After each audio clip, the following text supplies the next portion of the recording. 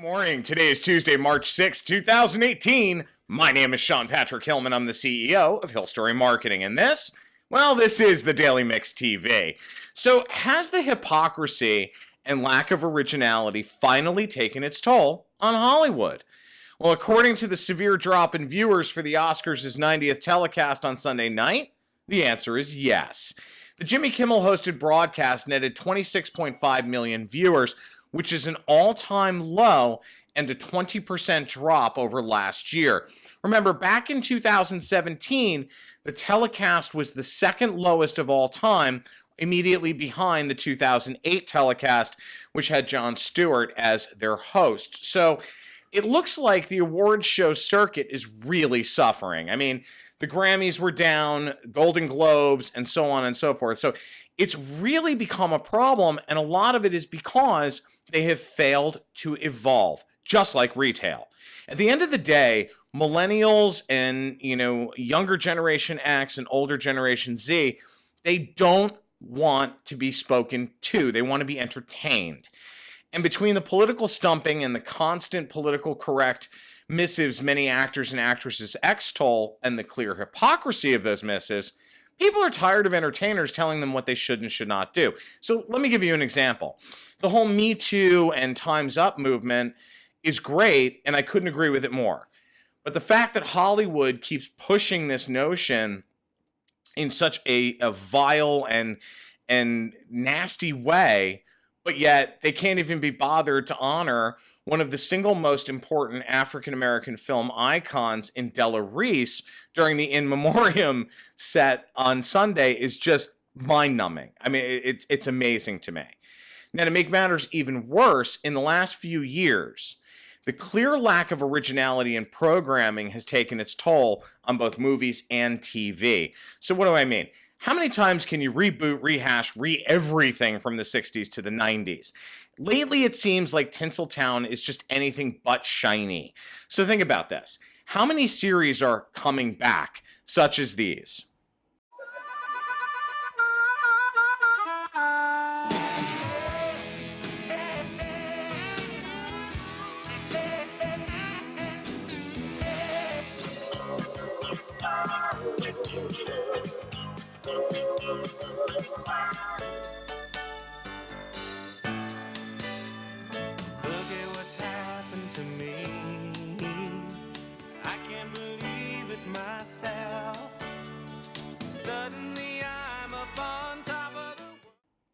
And with shows like Will and Grace already back on the air, network TV is really starting to look more and more like it did in the 90s.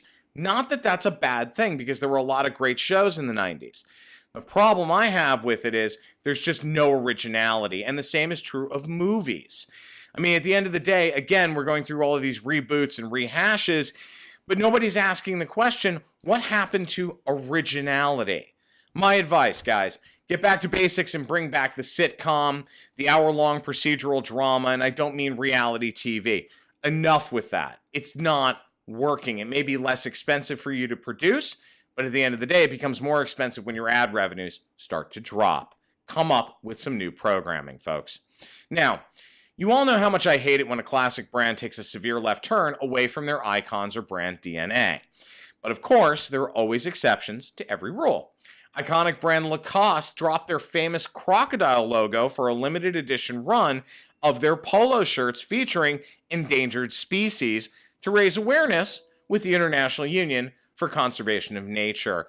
As you can see on the list, there were 10 species represented across the entire world. This has been done to bring attention to the International Union's Save Our Species campaign to help fight extinction. Now, the shirts were launched during Paris Fashion Week last week, and all of them have sold out already. The number of shirts produced by Lacoste corresponded to the remaining population sizes of each endangered species in the wild, so a total of 1,175 shirts. Now, the proceeds went to the Union in the fight for wildlife conservation, according to Lacoste. This is a very cool program, even if it only lasted a few minutes. They sold out the entire inventory like that.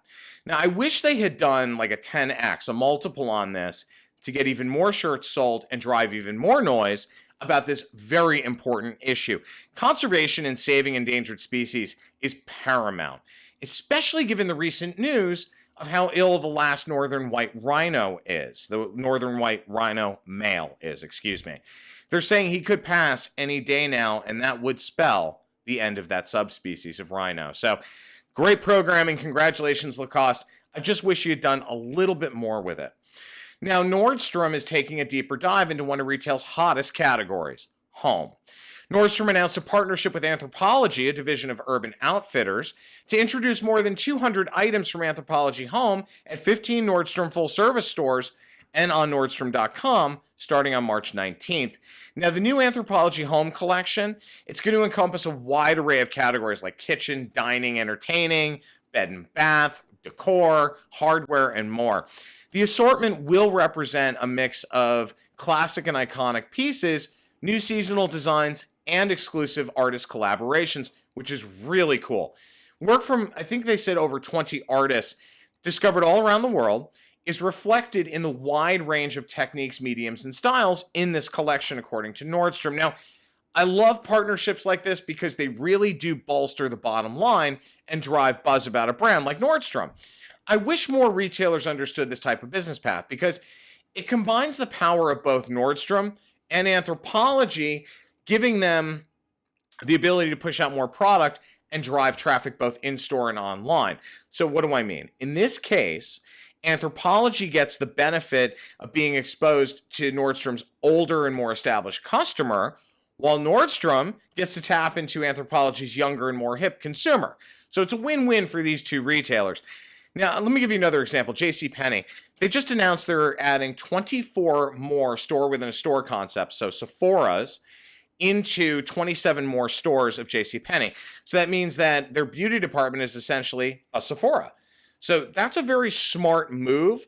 Gives them the ability to hit beauty without having to invest a lot of money in inventory and so on.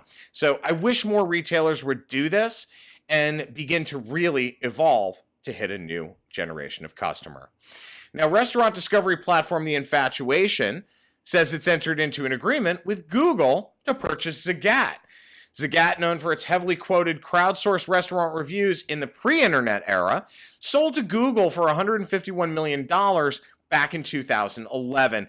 Now, financial details of this deal were not disclosed, but The Infatuation did say that they would operate Zagat as a separate brand while expanding its user surveys and developing a new technology platform for the brand.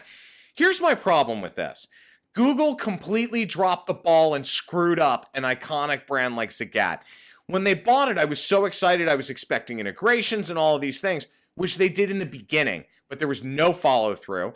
And Google is normally really good about incubating brands and growing them. In this case, total bomb. Destroyed an incredible iconic brand like Zagat that I hope Infatuation can fix. Now, The Infatuation covers restaurants both in the US and abroad, and they had their first profitable year in 2017. So look for some really exciting developments around this announcement very soon. My name is Sean Patrick Hillman. I'm the CEO of hillSTORY Marketing. I'm also the editor-in-chief of the Daily Mix TV. Thanks for watching, guys. We'll catch you tomorrow on Hump Day.